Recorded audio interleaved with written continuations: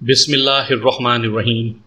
سامعین کرام، آپ سن رہے ہیں پولیس تفتیش کی ایک اردو کہانی، اس جینے سے موت اچھی۔ آپ سن رہے ہیں اس سلسلے کی پہلی قسط۔ مجھے امید ہے آپ کو میری یہ کاوش پسند آئے گی۔ آپ نے اگر ابھی تک میرا چینل مائی وائس سبسکرائب نہیں کیا تو ابھی میرے چینل کو سبسکرائب کر کے بیل نوٹیفیکیشن آن کر لیجئے تاکہ آنے والی ہر نئی کہانی کی اطلاع بر وقت آپ تک پہنچ سکے۔ اغوا اور قتل کی یہ واردات ہندوستان کے ہندو ٹھاکروں کے علاقے کی ہے۔ پاکستان میں پیدا ہونے والی نسلوں کو جو ہندوؤں کے متعلق کچھ زیادہ نہیں جانتے، ان کو بتا رہا ہوں کہ ہندوؤں کی اکثریت تجارت پیشہ ہے، اسی لیے انہیں ہندو بنیے کہا جاتا ہے۔ ان میں ایک نسل ان ہندوؤں کی بھی ہے جو زراعت پیشہ ہیں اور کاشتکار کہلاتے ہیں۔ وہ بالکل ویسے ہی بڑے زمیندار اور جاگیردار ہیں جیسے پاکستان میں پائے جاتے ہیں۔ ان کی عادتیں اور خصلتیں تجارت پیشہ ہندوؤں سے بہت مختلف ہیں۔ ان کی متعدد ذاتیں ہیں، زیادہ تر راجپوت ہیں۔ عام طور پر ہندو بزدل، عیار اور مکار ہوتے ہیں، لیکن زراعت پیشہ ہندوؤں میں دلیری اور صحیح مردانگی پائی جاتی ہے۔ ان میں جو بڑے زمیندار اور ان سے بڑے جاگیردار ہیں، وہ شراب بھی پیتے ہیں، گوشت بھی کھاتے ہیں اور آپس میں اسی طرح لڑائی مار کٹائی اور قتل و غارت کرتے رہتے ہیں جس طرح ہمارے دیہاتی علاقوں میں ہوتا ہے۔ بڑے زمیندار اور جاگیردار ٹھاکر کہلاتے ہیں۔ انگریز اپنے دور حکومت میں ہندوؤں کو مسلح افواج میں بھرتی نہیں کیا کرتے تھے۔ فوجی بھرتی کے لیے 2-3 علاقوں کے زراعت پیشہ ہندوؤں کو فٹ قرار دیا گیا تھا، مثلا روہتک، ہسار، کرنال اور راجپوتانہ کا علاقہ۔ ان علاقوں کے ہندوؤں کو جنگجو قرار دیا گیا تھا۔ اس کا مطلب یہ نہیں کہ ان کا کردار جنگجو قوموں جیسا تھا۔ یہ بھی دوسرے ہندوؤں کی طرح مسلمانوں کے جانی دشمن تھے اور اب بھی ہیں۔ ہندوؤں کا ذکر آیا ہے تو بے شمار باتیں ذہن میں آ گئی ہیں۔ کچھ تو بڑی ہی دلچسپ اور مضحکہ خیز ہیں، لیکن اس قصے کو میں یہیں تک رہنے دیتا ہوں۔ آپ کو مزید بور نہ کروں تو بہتر ہے۔ آئیے آپ کو ایک واردات اور اس کی تفتیش سناتا ہوں۔ نگر ہری کرشن اس علاقے کا ایک قصبہ تھا۔ یہ تمام علاقہ بڑا ہی زرخیز تھا۔ دیہاتی علاقوں کا اناج نگر ہری کرشن کی منڈی میں آتا اور وہاں سے دوسرے علاقوں کو جاتا تھا۔ اس طرح یہ علاقہ خاصی بڑی تجارتی منڈی تھی۔ وہاں کے چھوٹے چھوٹے کسان بھی خوشحال تھے۔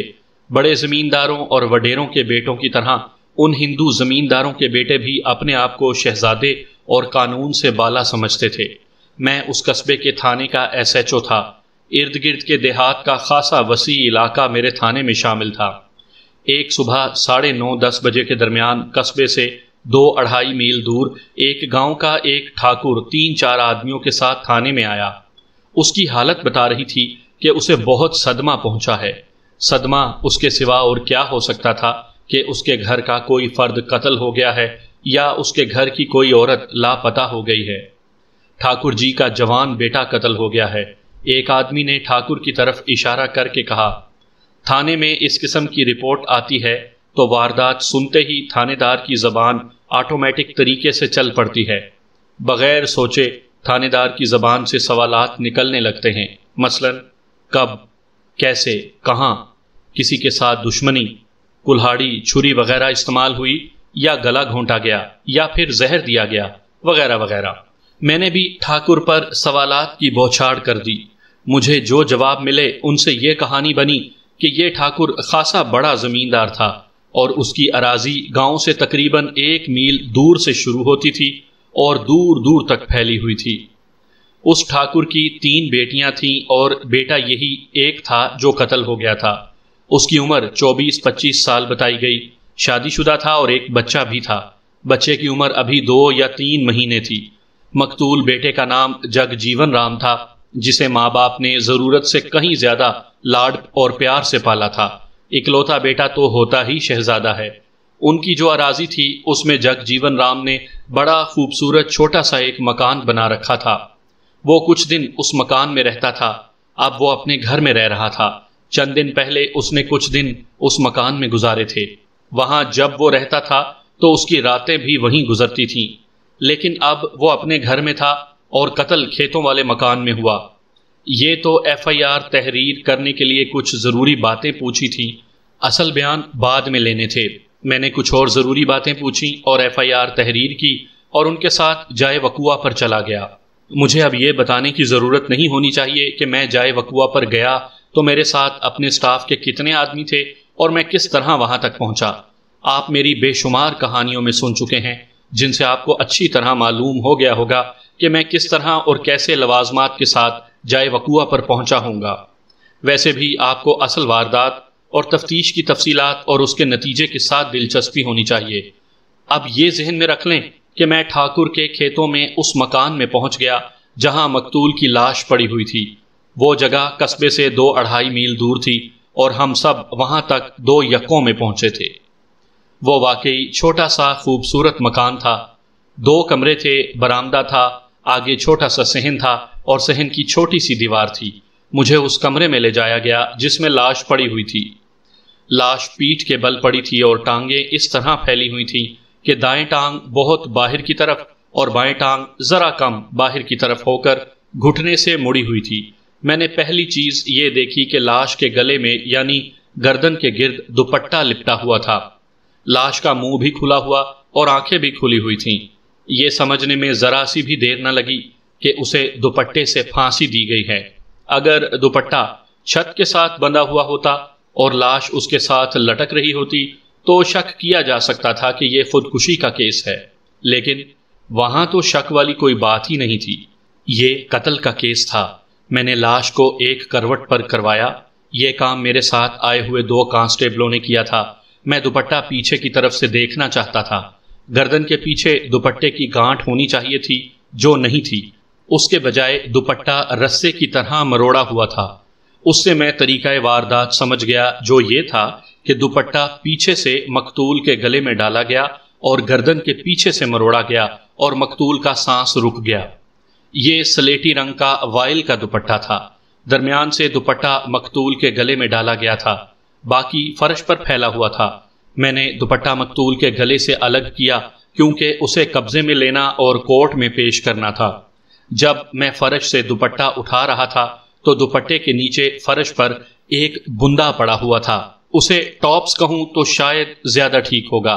یہ کان کے سوراخ میں لٹکانے والا ٹاپس نہیں تھا، بلکہ اس کا ذرا لمبوترا کلپ سا تھا جو کان کے نیچے والے حصے کو پکڑ لیتا اور ٹاپس ٹھکانے پر رہتا تھا۔ یہ کوئی عجیب چیز نہیں تھی، آپ نے ایسے ٹاپس اکثر دیکھے ہوں گے۔ یہاں ایک ہی کان کا ٹاپس تھا اور اس میں کوئی شک نہ تھا کہ یہ سونے کا تھا۔ میں نے یہ اٹھا لیا کیونکہ یہ بھی کورٹ میں پیش کرنا تھا اور اس ٹاپس نے مجھے تفتیش میں بھی مدد دینی تھی۔ کرسیوں کے ساتھ ایک تپائی پڑی تھی، اس پر شراب کی بوتل اور 3 گلاس رکھے ہوئے تھے۔ اس میں کوئی شک نہیں تھا کہ اس واردات میں ایک عورت بھی شامل تھی۔ میں یہ تو نہیں کہہ سکتا تھا کہ اس عورت نے مقتول کو قتل کیا یا اس عورت نے قتل کی واردات میں مدد دی۔ البتہ یہ ثابت تھا کہ قتل کے وقت اس کمرے میں ایک عورت موجود تھی اور میرا قیاس تھا کہ قتل کا باعث یہی عورت ہوگی۔ عورت وہاں سے جا چکی تھی اور اس کا کوئی سراغ نہیں تھا سوائے ایک ٹاپس اور دوپٹے کے۔ یہ دونوں چیزیں تھیں جو عورتیں عام طور پر استعمال کرتی تھیں۔ کمرے میں ایک پلنگ بچھا ہوا تھا جس پر بڑا خوبصورت پلنگ پوش تھا۔ میں نے اسے خاص طور پر اور ایک خاص خیال کے مطابق دیکھا، لیکن مجھے وہ اشارہ نہ ملا جو میں دیکھنا چاہتا تھا۔ وہ یہ کہ پلنگ پوش یعنی پلنگ پر بچھی ہوئی چادر پر ایسی سلوٹیں نہیں تھیں جن سے یہ کہا جا سکتا کہ اس پلنگ پر کوئی لیٹا ہے اور اس پر دھینگا مچھتی ہوئی ہے۔ پلنگ سے ذرا ہٹ کر دیوار کے قریب 3 اچھی قسم کی کرسیاں رکھی ہوئی تھیں۔ اگر اس کمرے میں کوئی بیٹھا تھا تو وہ پلنگ کے بجائے کرسی پر بیٹھا ہوگا۔ اس کمرے میں گھوم پھر کر دیکھا، پلنگ کے نیچے بھی جھانکا اور فرش پر نظریں دوڑائیں، شاید کوئی اور سراغ یا اشارہ مل جائے، مگر کچھ نہ ملا۔ دوسرے کمرے میں گیا اور وہاں بھی بڑی گہری نظروں سے سارے کمرے کا گھوم پھر کر معائنہ کیا، لیکن وہاں کچھ بھی نہ تھا۔ اس مکان سے تقریباً 40 قدم دور ایک کچا مکان تھا جس کا ایک کمرہ رہائشی تھا اور اس سے ملحق بڑا کمرہ تھا جو مویشیوں کے لیے تھا، اور اس میں کچھ بھوسا بھی رکھا ہوا تھا اور زراعت کا مختلف قسم کا سامان بھی۔ مجھے بتایا گیا کہ رات کو ایک مزارع اس کچے مکان میں رہتا ہے اور ایک کتا بھی ہوتا ہے جو رات کو کھلا رہتا ہے۔ واردات کی رات اتفاق سے وہاں 2 مزارے سوئے ہوئے تھے۔ مجھے جب یہ پتا چلا کہ ایک مزارع یہاں ہوتا ہے اور گزشتہ رات وہاں 2 تھے تو میں نے اس کی وجہ پوچھی۔ رات کو وہاں رہنے والے مزارے نے بتایا کہ یہ اس کا رشتہ دار بھی ہے اور دوست بھی۔ شام کے بعد اس کے پاس آیا تھا اور دونوں تاش کھیلتے رہے، پھر گپے ہانکتے رہے، اور پھر دوسرا مزارہ بھی یہیں رک گیا اور سو گیا۔ ان دونوں مکانوں کے درمیان کشادہ جگہ تھی اور کچھ درخت بھی تھے۔ مویشیوں کے لیے ایک کھرلی بنی ہوئی تھی، 3-4 چارپائیاں بھی بچھی ہوئی تھیں۔ یہ جگہ بیٹھنے اور سستانے کے لیے بڑی اچھی تھی۔ میں نے پہلے اس مزارے کو اپنے پاس الگ بٹھایا جو روزانہ رات وہاں رہتا تھا۔ اس سے پوچھا کہ رات کو مقتول کس وقت یہاں آیا تھا یا یہاں تھا اور شام کے بعد کہیں نکلا ہی نہیں۔ مجھے بتایا گیا تھا کہ مقتول ان دنوں اس مکان میں نہیں رہتا تھا۔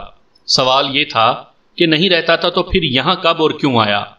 مزارے نے بتایا کہ شاید آدھی رات کا وقت ہوگا جب کتا اس طرح بھونکا جیسے اس نے کسی آدمی کو قریب آتے دیکھا ہو۔ دونوں مزاروں کی آنکھ کھل گئی، انہیں گھوڑے کے قدموں کی آوازیں سنائی دیں جو ان کے قریب آ کر رک گئیں۔ دونوں مزارے باہر نکلے۔ اگر تانگا آیا تھا تو انہیں یقین تھا کہ یہ چھوٹے ٹھاکر جی ہی ہوں گے، یعنی مقتول۔ تانگا پکے مکان کے دروازے پر رکا تو دونوں مزارے اٹھ کر ادھر آنے لگے، لیکن مقتول نے انہیں کہا کہ تم سو جاؤ، تمہاری کوئی ضرورت نہیں۔ دونوں واپس اپنے کچے مکان میں چلے گئے۔ ابھی وہ چارپائیوں پر بیٹھے ہی تھے کہ مقتول نے وہاں مستقل طور پر رہنے والے مزارے کو آواز دے کر کہا کہ تانگا کھول دو اور گھوڑے کو اندر باندھ دو۔ دونوں مزارے دوڑے آئے۔ ایک نے گھوڑے کی باگ پکڑی اور تانگا گھما کر مویشیوں والے کمرے کے سامنے جا رکا۔ پھر اس مزارے نے بیان دیا کہ گھوڑے کو اندر باندھ کر اس کے آگے چارہ پھینکا اور دونوں اپنے کمرے میں جا کر سو گئے۔ وہ حسب معمول صبح اس وقت جاگ اٹھے جب صبح ابھی دھندلی تھی۔ انہیں یقین تھا کہ مقتول اپنے مکان میں ہے، اسے جانا ہوتا تو تانگا لے کر جاتا۔ دوسرا مزارہ جو رات ویسے ہی یہاں رک گیا تھا چلا گیا اور وہاں رہنے والا مزارہ وہیں رہا۔ اسے چھوٹے ٹھاکر کی حاضری میں موجود رہنا تھا۔ کچھ پتا نہیں تھا کہ وہ کس وقت جاگ اٹھے اور بلا لے۔ سورج نکل آیا تو بھی مقتول نہ جاگا۔ اس کی جگہ کوئی اور ہوتا تو مزارہ اندر چلا جاتا اور اسے جگا دیتا۔ دیہات میں اتنی دیر تک سونے کا رواج نہیں ہوتا، لوگوں کے کام کاج ہی ایسے تھے، لیکن وہ بڑے امیر ٹھاکر کا لاڈلا بیٹا تھا، اس لیے مزارے نے اس کے مکان میں قدم رکھنے کی بھی جرت نہ کی۔ اتنے میں مقتول کا باپ یعنی ٹھاکر آ گیا جو میرے پاس تھانے آیا تھا۔ مزارے نے اپنے بیان میں کہا کہ ٹھاکر کچھ پریشان سا تھا۔ اس نے مزارے سے پوچھا کیا جگی رات یہاں آ گیا تھا؟ مقتول کا نام جگ جیون رام تھا، گھر میں اور گاؤں میں اسے جگی کہتے تھے۔ مزارے نے اسے بتایا کہ اس کا جگی اندر سویا ہوا ہے۔ باپ اندر چلا گیا۔ مزارہ باہر دروازے میں کھڑا رہا۔ 2-3 منٹ بعد مزارے کو اندر سے ٹھاکر کی سخت گھبرائی ہوئی آواز سنائی دی۔ اس نے مزارے کو پکارا تھا، لیکن یہ عام قسم کی پکار یا اس کی عام آواز نہیں تھی۔ ادھر سے مزارہ اندر کو دوڑا، ادھر سے ٹھاکر دوڑتا ہوا باہر کو نکلا۔ اوئے میری تو دنیا ہی لٹی پڑی ہے، ٹھاکر نے اپنے سینے پر دونوں ہاتھ مارتے ہوئے کہا۔ مزارے نے بیان میں کہا کہ وہ اندر گیا تو ٹھاکر کے بیٹے کی لاش کمرے کے فرش پر پڑی ہوئی تھی اور مکان کے دونوں کمروں میں کوئی اور آدمی نہیں تھا۔ مزارہ بیان دے چکا تو میں نے اس سے کچھ باتیں پوچھی۔ پہلی یہ کہ تانگے میں وہ اکیلا آیا تھا یا کوئی اور بھی اس کے ساتھ تھا۔ مزارے نے بتایا کہ جب تانگا آیا تو وہ اور اس کا دوست جاگ کر ادھر چلے تو دور سے ہی انہیں مقتول نے کہا کہ تم سو جاؤ، تمہاری ضرورت نہیں۔ لیکن دونوں مزارے جب اپنے کچے مکان میں گئے تو مقتول نے انہیں پکارا اور کہا کہ تانگا کھول دو اور گھوڑے کو اندر باندھ دو۔ دونوں مزارے تانگے تک گئے۔ رات کا اندھیرا تھا، اس لیے وہ دونوں صرف اتنا دیکھ سکے کہ مقتول کے ساتھ 2 اور آدمی تھے، لیکن ان کی پہچان ممکن نہیں تھی۔ مزارے جب دوڑتے ہوئے گئے کہ تانگا وہاں سے لے جا کر گھوڑا اس سے الگ کر دے، اس وقت مقتول ان آدمیوں کے ساتھ دروازے میں داخل ہو رہا تھا۔ اس وقت ان دونوں مزاروں نے دیکھا کہ مقتول کے ساتھ آدمی ایک ہی تھا اور دوسری کوئی عورت تھی۔ وہ اندر نہیں جا رہی تھی اور رو رہی تھی۔ مزاروں کو دیکھ کر مقتول اور اس کے ساتھی نے لڑکی یا عورت کو اندر دھکیلا اور بڑی جلدی سے دروازہ بند کر لیا۔ اس کے بعد میں نے اس مزارے کا بیان لیا جو اس رات وہاں سویا تھا، اسے بھی میں نے بلوا لیا تھا۔ تفتیش ذرا ذرا سے شک پر بھی کی جاتی ہے۔ اس مزارے پر یا دونوں پر مجھے بجا طور پر شک تھا کہ یہ دونوں بھی اس واردات میں شامل ہوں گے۔ دوسرے مزارے نے بھی تقریباً وہی بیان دیا جو پہلے مزارے نے دیا تھا۔ اس نے بھی کہا کہ مقتول کے ساتھ ایک آدمی اور ایک عورت تھی جسے زبردستی تانگے سے اتار کر اندر لے جایا گیا تھا۔ اس مزارے پر خاصی جراح کر کے میں نے پھر اسی مزارے کو اپنے پاس بٹھایا جو روزانہ رات وہاں رہتا تھا۔ اب میرا دماغ اس بات پر اٹک گیا تھا کہ اس عورت کو یہاں زبردستی لایا گیا تھا۔ مقتول کے کمرے میں شراب کی بوتل اور گلاس بھی پڑے ہوئے تھے۔ اس سے ظاہر ہوتا تھا کہ مقتول یہاں عیش و عشرت کے لیے آیا تھا اور اس عورت کو اسی مقصد کے لیے یہاں لایا تھا۔ میں نے اس مزارے کو ڈرایا اور کہا کہ دیکھ لو، ٹھاکر کا بیٹا قتل ہو گیا ہے اور تم دونوں مزاروں کے سوا یہاں اور کوئی نہیں تھا۔ پہلا شک تم دونوں پر آتا ہے، صحیح بیان دینا ورنہ رگڑے جاؤ گے۔ اس طرح اس کے ساتھ کچھ اور باتیں کی جن میں کچھ دھمکیاں بھی تھیں اور کچھ دوستی اور شفقت بھی شامل کر لی تھی۔ آپ نے پاکستان کے دیہات میں دیکھا ہوگا کہ ان بیچارے مزارعین کی حیثیت بڑے بڑے زمینداروں نے مویشیوں کے برابر کر رکھی ہوتی ہے۔ فرق صرف یہ رہتا ہے کہ مویشی حیوان اور مزارے انسان ہوتے ہیں۔ یہ مزارہ بھی روایتی مزارعین کے قبیل میں سے تھا، لیکن ذرا سا فرق یہ تھا کہ عقل والا معلوم ہوتا تھا اور بات پوری خود اعتمادی کے ساتھ کرتا تھا۔ اس نے ہاتھ جوڑ کر درخواست کی کہ وہ کسی بات کو پردے میں نہیں رہنے دے گا، لیکن میں اس پر پردہ ڈالے رکھوں، ورنہ ٹھاکر جی کو پتہ چلا کہ اس نے ان کے بیٹے کی عادتیں اور خصلتیں تھانے دار کو بتا دی ہیں تو وہ انہیں جان سے ہی مروا دیں گے۔ یہ درخواست میرے لیے کوئی نئی نہیں تھی۔ میں ایسے کئی نوکروں اور مزارعین سے تفتیش کر چکا تھا اور ان میں سے ہر ایک نے یہی درخواست کی تھی کہ میں اس کے بیان کو خفیہ رکھوں۔ اس مزارے کے ساتھ بھی میں نے یہی وعدہ کیا، یہ نہ بتایا کہ اسے یہی بیان کورٹ میں بھی دینا پڑے گا۔ اس نے جو باتیں بتائیں اور میرے سوالوں کے جو جوابات دیے، ان سے یہ صورتحال سامنے آئی کہ یہ مزارہ مقتول کا قابل اعتماد آدمی تھا اور مقتول کے کچھ راز بھی اس مزارے کے پاس تھے۔ ان لوگوں کے نام کچھ عجیب الٹے پلٹے سے ہوتے ہیں، اس لیے میں اس مزارے کا نام بھول گیا ہوں۔ اس نے بتایا کہ مقتول چند دن اور راتیں اس مکان میں آ کر رہتا تھا اور ظاہر یہ کرتا تھا کہ زمینوں کی دیکھ بھال کرتا ہے اور دیکھتا ہے کہ پانی صحیح باری پر لگ رہا ہے یا نہیں، وغیرہ وغیرہ، لیکن اس کا اصل مقصد محض عیاشی ہوتا تھا۔ اس کا ایک دوست تھا جو اس کے ساتھ یہاں رہتا تو نہیں تھا، لیکن جب کبھی مقتول یہاں رہتا تھا تو یہ دوست رات کو یہاں آ جایا کرتا اور عیش و عشرت کر کے رات کو ہی اپنے گھر چلا جایا کرتا تھا۔ یہ دونوں یہاں شراب پیتے تھے اور گاؤں میں 2 لڑکیاں تھیں، ان میں ایک لڑکی چوری چھپے یہاں آ جاتی تھی۔ مزارے نے مقتول کے اس دوست کا نام رام سروپ بتایا جو مقتول کا ہم عمر تھا اور وہ بھی گاؤں کے ایک بڑے زمیندار کا بیٹا تھا۔ مقتول جیسا ہی شہزادہ اور بدی میں ڈوبا ہوا۔ کیا رات کو یہی دوست اس کے ساتھ نہیں تھا؟ میں نے مزارے سے پوچھا۔ میں پورے یقین کے ساتھ کچھ نہیں کہہ سکتا، مزارے نے جواب دیا۔ ایک تو اندھیرا تھا اور دوسرے اس کی اس وقت میری طرف پیٹھ تھی اور وہ دروازے میں داخل ہو رہا تھا، اس لیے اس کو میں ٹھیک طرح پہچان نہیں سکا۔ یہ ضرور کہوں گا کہ یہ چھوٹا ٹھاکر اس دوست کے بغیر کوئی ایسا کام نہیں کرتا تھا۔ یہ مزارہ جب بیان دے رہا تھا اس دوران لاش پوسٹ مارٹم کے لیے بھجوا دی گئی تھی۔ تم ان دونوں لڑکیوں کو جانتے ہو؟ میں نے پوچھا۔ وہ کس کی بیٹیاں ہیں؟ جانتا کیوں نہیں حضور، اس نے مسکراتے ہوئے جواب دیا۔ میں تو انہیں باہر سے ہی نہیں اندر سے بھی جانتا اور پہچانتا ہوں۔ چھوٹے ٹھاکر جی جس لڑکی کو رات بلانا چاہتے تھے اسے میں ہی جا کر بتاتا تھا۔ ایک تو اپنے ہی ایک مزارے کی بیٹی ہے اور دوسری ایک معمولی سے کسان کی بہو ہے۔ ہیں تو دونوں غریب گھرانوں کی، لیکن حضور ان کی خوبصورتی اور ان کے گورے رنگ دیکھیں تو آپ کبھی نہ مانیں کہ یہ غریب ماں باپ کی بیٹیاں ہیں۔ ایک لڑکی اور بھی تھی، وہ شادی کے دوسرے سال ہی بیوہ ہو گئی تھی۔ آپ جانتے ہیں ہم لوگ بیوہ کی دوسری شادی نہیں کیا کرتے، نہ کوئی ہندو کسی بیوہ کو قبول کرتا ہے، خواہ وہ کتنی ہی خوبصورت اور مالدار کیوں نہ ہو۔ اسے منحوس بلکہ چڑیل اور ڈائن سمجھا جاتا ہے۔ یہ لڑکی بیوہ ہوئی تو اس نے چھوٹے ٹھاکر کے ساتھ خفیہ دوستی کر لی۔ جو کچھ مہینے چلی تو لڑکی کے گھر والوں کو پتہ چل گیا۔ وہ لڑکی کو ہردوار لے گئے اور وہاں بیوہ عورتوں کے آشرم میں بٹھا آئے۔ سامعین کرام، آپ سن رہے ہیں انسپیکٹر احمد یار خان کی تفتیشی کہانیوں میں سے ایک کہانی، اس جینے سے تو موت اچھی۔ مجھے امید ہے آپ کو میری یہ کاوش پسند آ رہی ہوگی۔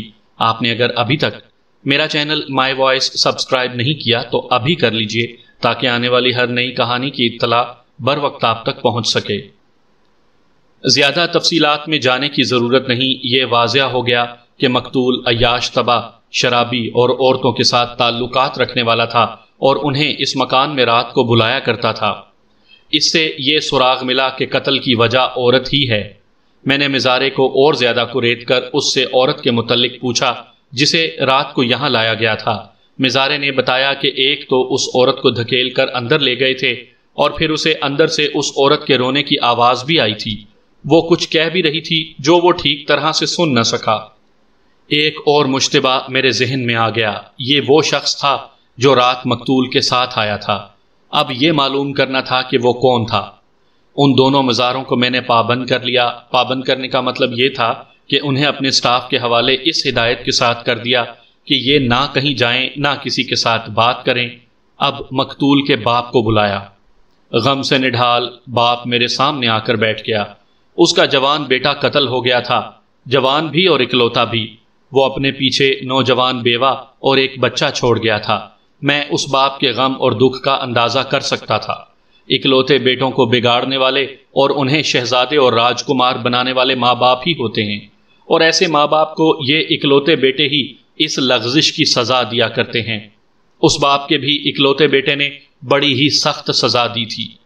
اس کی اس بری حالت میں میرا جی نہیں چاہتا تھا کہ اس سے پوچھ گچھ کروں، لیکن میں نے سوچا کہ اس کیفیت میں اس کے اندر سے صحیح باتیں نکلوانا آسان ہے۔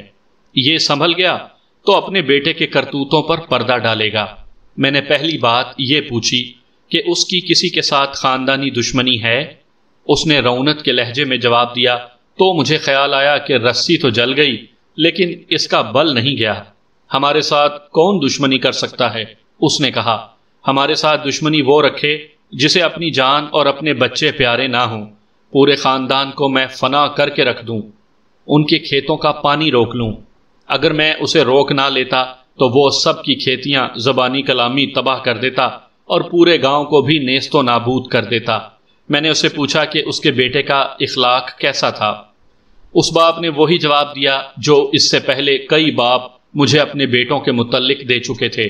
جواب یہ کہ میرا بیٹا بڑا ہی نیک، شریف اور چپ چاپ رہنے والا لڑکا تھا، شرمیلا اتنا کہ گھر میں باہر کی کوئی عورت آ جائے تو یہ گھر سے نکل جاتا تھا۔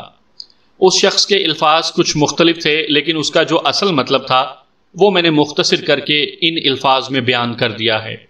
میں نے ابھی اسے یہ نہ بتایا کہ اس کا نیک اور شریف بیٹا ایک عورت کے دوپٹے سے مارا گیا ہے اور اس عورت کا ایک ٹاپس اس کی لاش کے قریب پڑا ملا ہے۔ میں نے شراب کی اس بوتل کا بھی ذکر نہ کیا جو اس کمرے میں ایک تپائی پر رکھی تھی۔ یہی تاثر دیا کہ میں بھی اس کے بیٹے کو شریف اور شرمیلا سمجھتا ہوں۔ یہ تانگا اس کا ہے؟ میں نے ٹھاکر سے پوچھا۔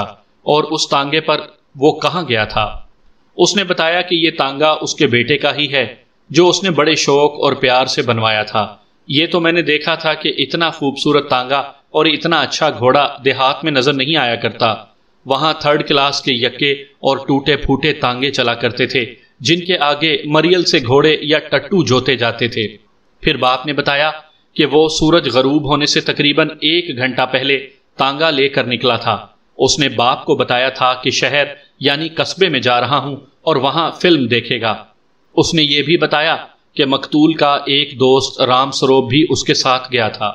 میں نے پوچھا کہ یہ رام سروپ کیسا آدمی ہے؟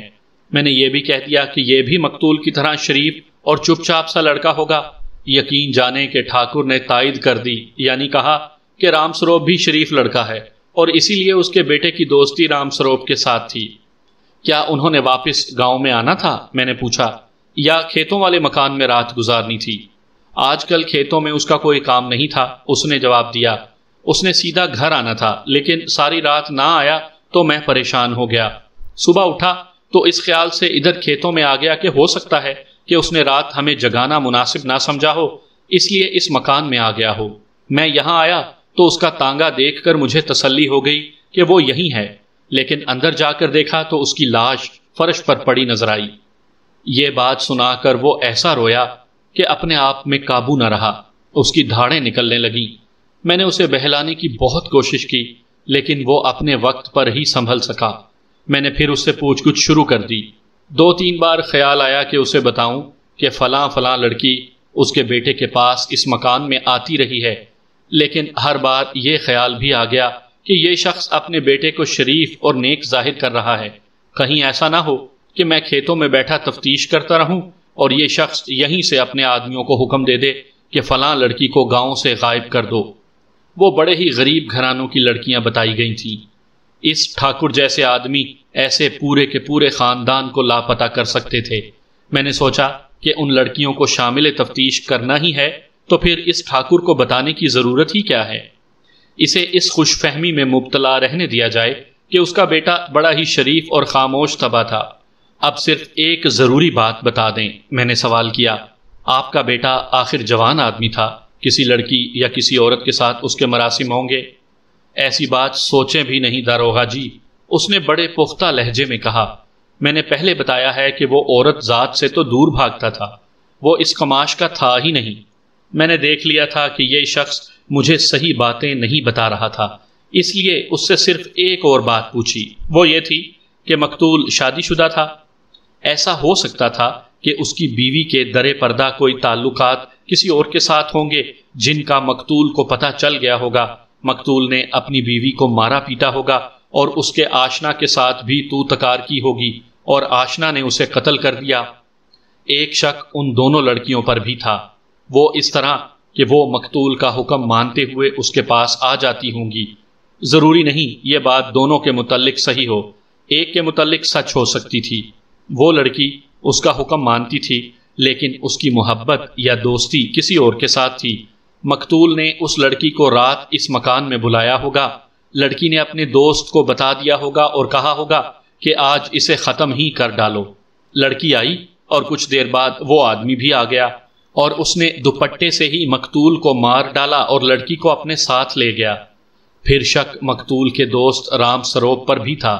یہ ہو سکتا تھا کہ دونوں کسی لڑکی کو اس کی مرضی کے بغیر لے آئے اور اندر جا کر دونوں دوستوں کی اس لڑکی پر کشیدگی پیدا ہو گئی جو قتل تک جا پہنچی۔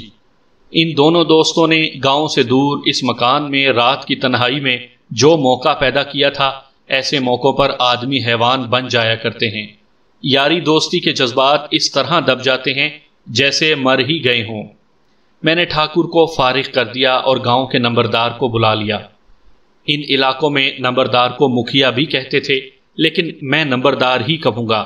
چونکہ وہ ہندوؤں کی اکثریت کا علاقہ تھا، اس لیے نمبردار بھی ہندو تھا۔ نمبرداروں کے متعلق میں اپنی کہانیوں میں آپ کو سب کچھ بتا چکا ہوں۔ یہ ایک سرکاری عہدہ یا رتبہ ہوتا ہے۔ یہ لوگ تھانے داروں کے تو زر خرید غلام بنے رہتے تھے، لیکن ان میں سے کوئی ملزم پر پردہ ڈالنے پر آ جائے تو وہ دھوکہ بھی دے دیا کرتا تھا۔ یہ نمبردار میری رائے کے مطابق ٹھیک آدمی تھا۔ علاقے کے نمبردار تھانے آتے ہی رہتے تھے۔ ان کا ایک مقصد تو تھانے دار کو سلام کرنا ہوتا تھا اور دوسرا مقصد مخبری یعنی چغل خوری تھا، اور ایک مقصد یہ بھی ہوتا تھا کہ تھانے دار کو یہ تاثر دیتے تھے کہ وہ دن رات سرکاری فرائض کے لیے کام کرتے رہتے ہیں۔ اس نمبردار سے میں نے مقتول کے متعلق پوچھا۔ اس نے وہی رپورٹ اور رائے دی جو میں زارہ دے چکا تھا۔ اس کے الفاظ یہ تھے کہ مقتول اور اس کا دوست رام سروپ بگڑے ہوئے مہاراجے یا راج کمار تھے۔ زندہ دلی کوئی برا وصف نہیں ہوتا، لیکن یہ دونوں جوان لڑکیوں کے پیچھے جھک مارنے کو زندہ دلی سمجھتے تھے۔ اس زمن میں نمبردار نے انہی دو لڑکیوں کا ذکر کیا جن کے متعلق مزارہ مجھے بتا چکا تھا۔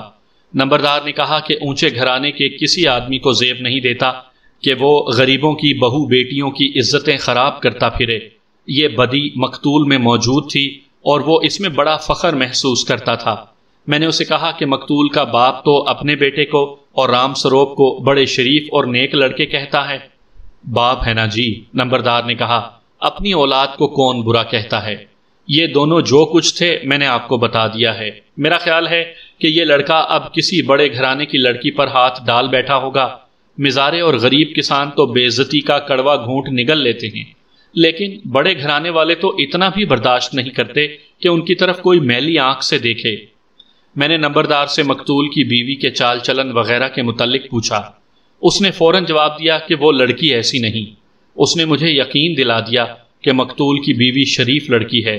مزاروں کی دونوں بیٹیوں کے متعلق اس نے بتایا کہ دونوں جتنی خوبصورت ہیں اتنی ہی چالاک اور ہوشیار ہیں۔ میں نے ان لوگوں سے اور نمبردار سے کچھ معلومات لینی تھیں، لیکن ان پر ہی انحصار نہیں کرنا تھا۔ میرے کچھ اور ذرائع بھی تھے اور اللہ نے عقل اور فہم و فراست بھی عطا کی تھی۔ نمبردار سے میں نے صرف ایک بات اور پوچھی، وہ یہ کہ مقتول کے باپ کی خاندانی دشمنی کسی کے ساتھ تھی؟ نمبردار نے پورے اعتماد کے لہجے میں جواب دیا کہ اس شخص کی کسی کے ساتھ بھی دشمنی نہیں تھی۔ میں نے نمبردار سے کہا، ایک کانسٹیبل کو ساتھ لے جائے اور رام سروپ کو میرے پاس لے آئے۔ میں نے ان دونوں لڑکیوں کو بھی شامل تفتیش کرنا تھا، لیکن ایک خیال آ گیا جس کے تحت یہ پروگرام بنایا کہ ان دونوں کو اپنے پاس بلوانے کے بجائے ان کے گھروں میں جاؤں گا۔